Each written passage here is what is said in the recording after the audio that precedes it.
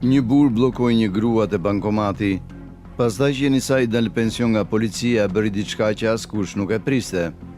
Samantha ishte e sigurt se kur të adoptonte qenin e policisë të pensionuar Ravën, më në fund do të ndihej e sigurt duke ecur rrugëve të Detroitit natën.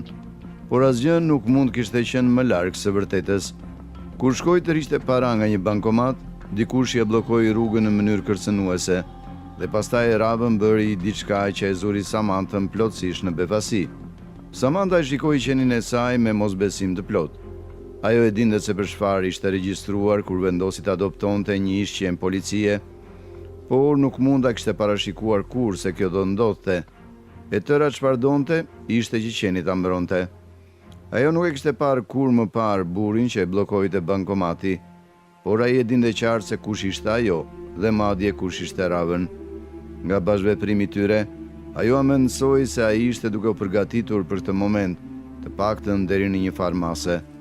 Duke parë se çfarë po bënte qeni i saj i stërvitur i policisë, Samantha si u mbushën syt me lot. Kjo nuk ishte ajo për të cilën ishte regjistruar. Por pse Samantha adoptoi një ishqen policie? Kush ishte burri që e bllokoi te bankomati dhe çfarë bëri Ravën atje? Para se të fillojmë, siguroni që të regjistroni dhe të klikoni zilin e njoftimeve, në mënyrë që të mos u mbisni asnjë histori të re. Në Detroit, duket sikur rreziku gjithmonë shihet në çdo cep.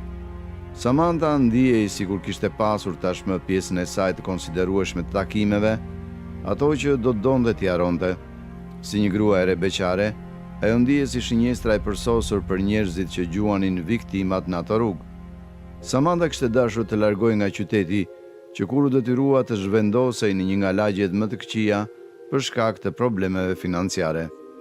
Por të njëjtat probleme financiare ishin pikërisht arsyeja pse ajo nuk kishte mundur të largohej. Pasi u nda nga i dashuri i saj dhe ai nxori jashtë, ajo përfundoi në rrugë.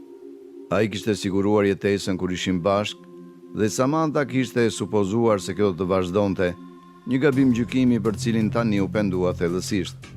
Që atëherë, ajo ishte grabitur dy herë. Njerëzit e kishin ndjekur, e kishin fshkëllyer dhe e kishin sharë pa pushim. Madje pothuajse e kishin futur në një makinë dhe e kishin rëmbyer. Diçka që u parandalua vetëm sepse mbante spray me viper me vete. Samantha e dinte se nëse nuk kishte zgjidhje tjetër, përveç se të vazhdonte të jetonte në atë lagje, do të kishte nevojë për më shumë mbrojtje se sa një spray i thjeshtë. Për fat të mirë për të, zgjidhja e përsosur dukej se u paraqit dhe nga një vend që nuk e priste kurrë. Një ditë, Samantha vendosi të vizitonte një strej lokale kafshësh. Përveç mbrojtjes, ajo po kërkonte edhe shoqëri, pasi i kishte qenë shumë e vetmuar që kur i dashuri i saj e la. Fillimisht, ajo po kërkonte një mace, por vëmendja e saj u tërhoq shpejt diku tjetër. Një oficer policie hyri brenda me një qen bari gjerman të vjetër. Samantha e dëgjoi atë, duke i thënë një punonjësi se qeni ishte një qen policie në pension që kishte nevojë për një shtëpi të re, pasi askush në stacion nuk donte ta merrte. Kur Samantha e dëgjoi këtë, u ndjej si një moment eureka. Kjo mundi zgjidhte dy problemet e saj menjëherë. Askush nuk do të ngatrohej me të nëse e shoqëroi gjithmonë nga një qen i madh i trajnuar për të kapur kriminalët. Ajo i ofrua oficerit, u prezantua dhe i shpjegoi situatën e saj.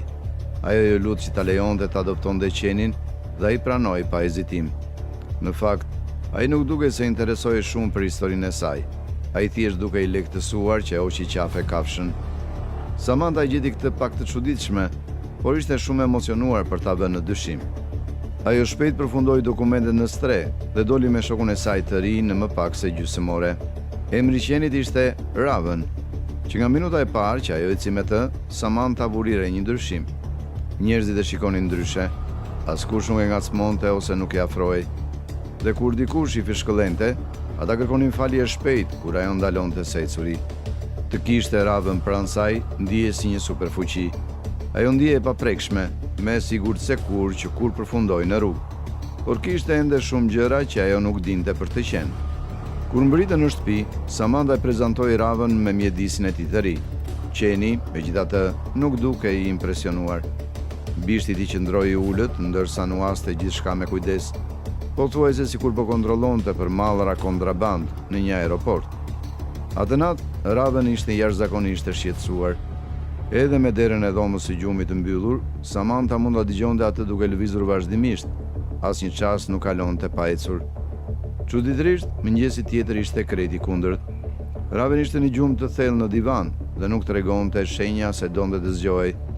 Kur Samantha u përpoq ta zgjonte vazhdimisht, ai madje i tregoi dhëmbët si paralajmërim.